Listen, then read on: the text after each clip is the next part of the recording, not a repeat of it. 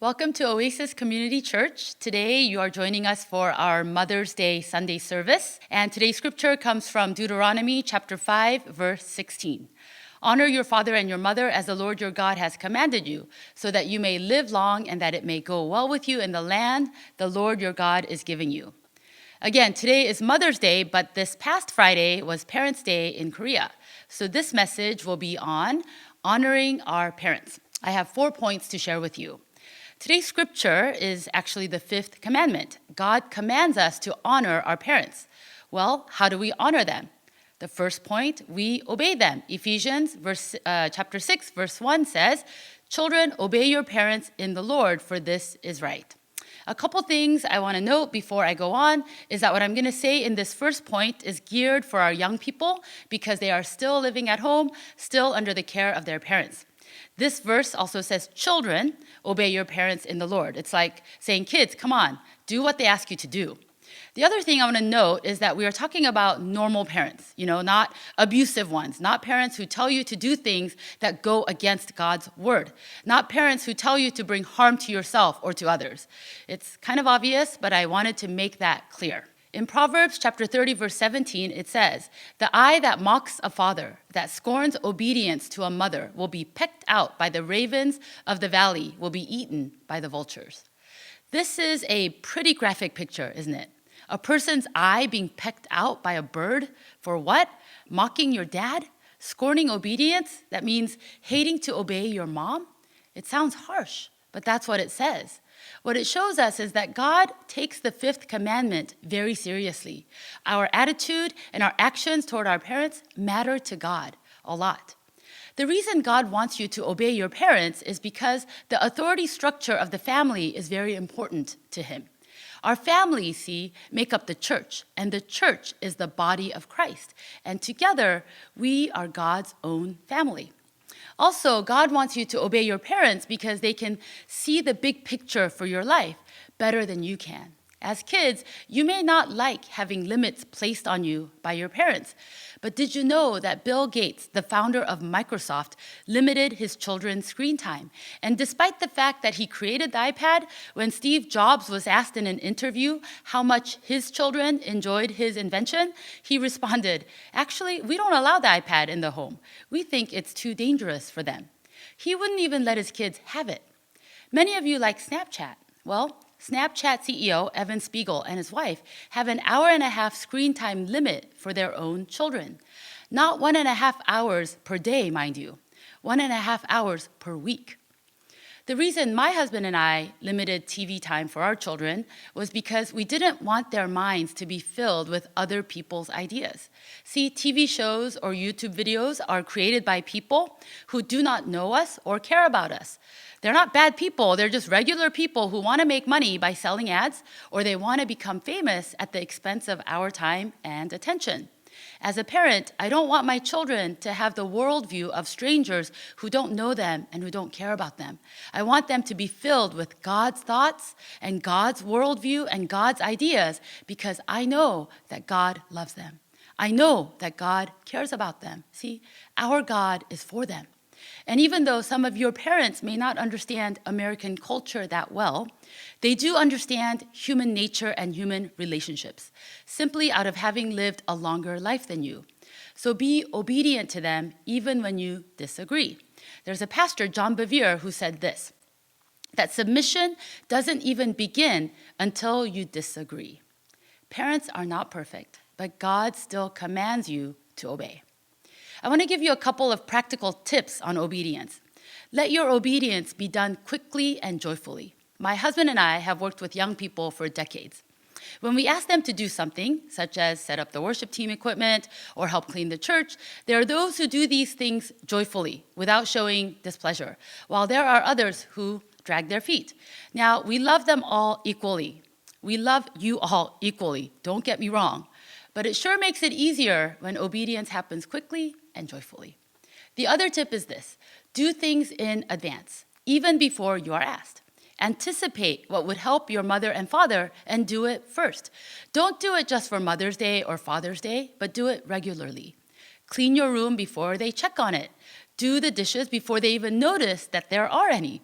Do your homework in advance. This is just great practice for success in life and relationships in the future. You know, your mother gave you birth. I know. I went through it 3 times, and it was not easy. And your parents changed 6,000 plus diapers, maybe more if you refused to potty train. They did countless loads of laundry and cleaned up more spills than you can imagine. Don't just honor them once a year. Appreciate them every single day. Serve them always. Obey them wholeheartedly. Point number 2. When we are adults and not living in our parents' home or under their authority, we no longer have to obey their every command. Yet we are still commanded to honor them. In Proverbs 23, verse 22, it says, "Listen to your father who gave you life, and do not despise your mother when she is old." God says here, listen to your father. We are to honor our parents in the way we listen to them. If they can't count on us to show respect, who can they count on? Sometimes when they nag or pick at our faults, in Korean we call it 잔소리, we forget that our parents are still our biggest fans. No other person wants us to succeed in life more than our parents. No other person wants the best for us like our parents do. Yes, we may disagree with them. We may not always do exactly what they say once we're grown, but we are to honor them. And a way we can do that is to listen carefully to them. It goes on in this verse, "Do not despise your mother when she is old." Sadly today, Western culture does not stress respect for our elders. In every other culture, Asian, African, Middle Eastern, the older you get, the more respected you are. Well, the Bible makes it clear in over 100 verses that we are to respect the elderly. Why do they need honor and respect? Well, they're losing their friends year after year. The workplace has no work for them, saying that they're too old. Their kids are too busy with their kids. Even the grandkids are busy. And especially during this lockdown, they might be lonelier than ever. God wants us to honor our elderly parents and appreciate them. Every time we call them, send them stuff, or visit, we're showing honor. And these are in the little things, like when they ask us to fix their computer, their smartphone, or their Wi-Fi, or anything else that we're able to do that they have a hard time doing. Let's jump to it instead of being too busy for them. Point number 3, be the kind of person to whom Jesus will entrust his own earthly mother. In John 19, 26 to 27, we find Jesus on the cross in excruciating pain. Yet even in this time of tremendous suffering, Jesus remembers his mother Mary. As the oldest in his family, Jesus had a cultural obligation to take care of her. Listen to what takes place. When Jesus saw his mother and the disciple whom he loved standing nearby, he said to his mother, "Woman, behold your son." Then he said to the disciple, "Behold your mother." And from that hour, the disciple took her to his own home. What was it about John that caused Jesus to entrust his mother to him? John describes himself here as the disciple that Jesus loved. John was Jesus' true friend who was with him until the very end, until his final breath. So first, we need to become Jesus' true friend, faithful until the very end. The next question is this: what kind of person would you entrust your own mother to? What kind of person would treat your mother as you would treat her? I would say someone who treats all of the elderly well. Someone who knows how to honor older men and women in their lives. Someone who shows proper respect to the elderly members in the church. For many of our church members, their parents are not near them. Many are still in Korea or in other parts of the country or the world. And definitely, we still need to do our best to honor them wherever they are. But even though our biological parents may not be here with us, we have many elderly members of our church that we can sort of adopt as our own. We can honor them as if they were our own mothers and fathers. When Jesus entrusted his mother Mary to John, his friend and true disciple, I believe he was setting an example in which believers ought to take care of each other, even if they are not our own parents. and not that we serve others to receive some blessing from God, but what a wonderful way to still receive the promises in the fifth commandment, which leads me to my last point. Many of you are familiar with God's promises for those who honor their parents. It's in the latter part of our scripture today, so that you may live long and that it may go well with you in the land the Lord your God is giving you. This morning, as I was meditating on this, God spoke to me that these promises don't apply only for individuals. It is actually a great opportunity for blessing for the church. The church that will last and do well in the land the Lord is giving them is the church that will make it a point to honor our fathers and our mothers. Even though society might have written them off as less important, we see today that God values the elderly immensely. We don't honor the older members of our church because we're Asian. We honor them because our God commands it. And I realized something else.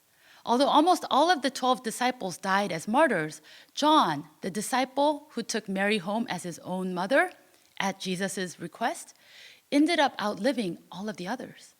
Maybe God kept him alive so that Mary could be taken care of. Later on, he was exiled to the island of Patmos, and he wrote the book of Revelation. And church history says that he died of natural causes.